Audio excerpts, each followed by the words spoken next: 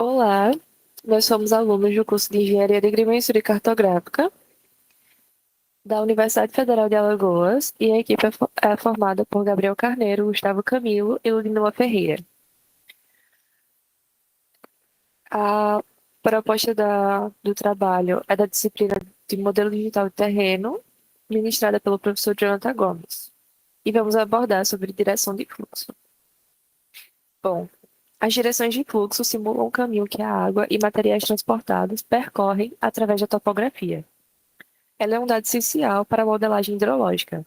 Das direções de fluxo são derivadas as delimitações de bacias hidrográficas, áreas de contribuição, rede de drenagem, entre outros. As direções de fluxo são obtidas de modelo digital de elevação, ou seja, MDE. O MDE é uma representação digital do terreno, normalmente representada por uma estrutura de grade retangular regular georreferenciada. Cada célula dessa grade armazena o valor de altimetria da localização referente no terreno. Existem outras formas de representação para representar o terreno de forma digital, como grades triangulares e curva de nível. Bom, no entanto, os principais algoritmos para obter direções de fluxo são baseados em grades regulares, pois essas têm a vantagem de ser facilmente representada e manipulada, pois as relações topológicas estão implícitas. Normalmente, as direções de fluxo também são representadas por uma grade retangular regular, onde cada célula da grade armazena a direção de fluxo da célula correspondente no MDE. Existem diferentes abordagens para se definir as direções de fluxo.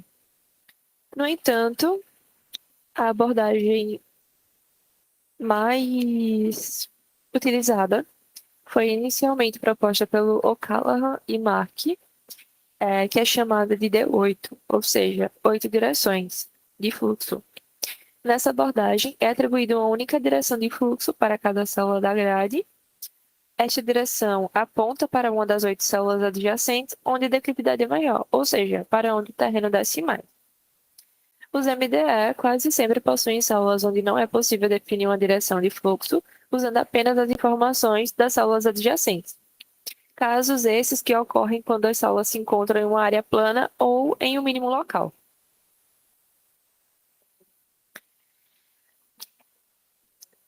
Como funciona? Bom, o índice de direção de fluxo é calculado a partir de um modelo digital de elevação, ou uma grade de elevação que fornece a altura do terreno em uma grade regular de células. Para cada célula no MDE, o índice de direção de fluxo determina para qual célula adjacente a água fluiria se começasse a partir dessa célula.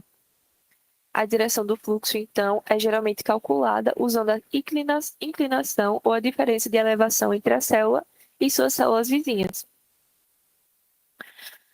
O método, que já foi falado, que é o mais comum de cálculo, é o método D8, que considera 8 direções possíveis, ou seja, norte, nordeste, leste, sudeste, sul, sudoeste, oeste, noroeste, e cada célula direcionada para a célula vizinha com a maior diferença de elevação.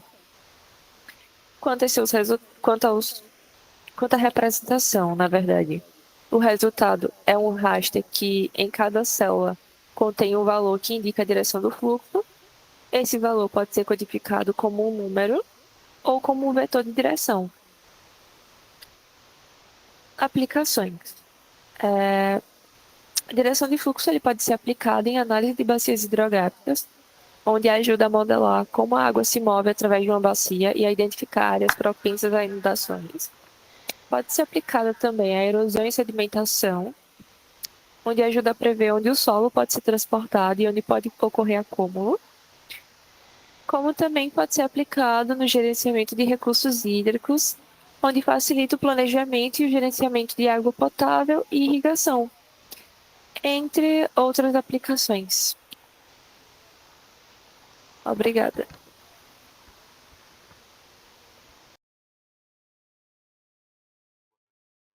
Meu Carneiro. Eu vou mostrar agora as peças gráficas que nós conseguimos fazer com o índice de direção de fluxo. Bom, o primeiro passo para elaborar as peças gráficas foi baixar o MDT da região. E como nós não usamos a área toda, foi feito um corte nessa região, tá? utilizando a opção raster, extrair e recortar a raster pela extensão. Você faz a seleção da área que você deseja cortar, clicando nessa opção, e ele te dá usar a extensão atual desenhada na tela do mapa. Ele vai te dar a opção de desenhar uma área e ele mesmo fazer o recorte. Para o processo não ser muito lento, eu já deixei todas as peças prontas. Eu só vou mostrar o passo a passo. E daí eu vou abrindo as imagens. No caso, esse daqui foi o resultado do corte. E como esse modelo foi recortado, não foi feito nada nele ainda, é preciso preencher as depressões dele, que são espúrias. No caso, são as depressões desse MDT que não possuem valor. É preciso fazer a correção disso. Então nós vamos em raster, análise e depois em preencher sem dados. Nessa opção você vai preencher as possíveis falhas dessa camada de entrada. Lembra de selecionar a camada de entrada certa.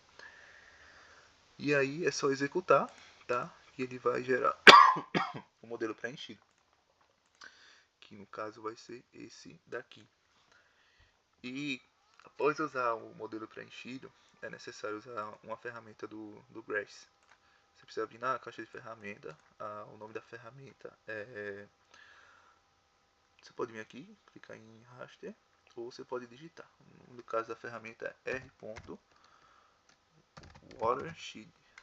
E aí, ó, só selecionar essa opção, seleciona a camada de entrada, no caso vai ser esse preenchido, que é a camada que já foi corrigida pra gente. E aí nós temos várias opções aqui, ó, que ele vai gerar. E é interessante você deixar marcado só o que é necessário para você. No caso do nosso trabalho, nós vamos deixar marcado a direção de drenagem, que é Drainage Direction, e direção de drenagem e segmento de fluxo, que é o que nós precisamos. Deixou marcado, você pode colocar o tamanho mínimo aqui do exterior da bacia. Tamanho mínimo do exterior da bacia. No valor de 500, foi o valor que eu usei. E executei.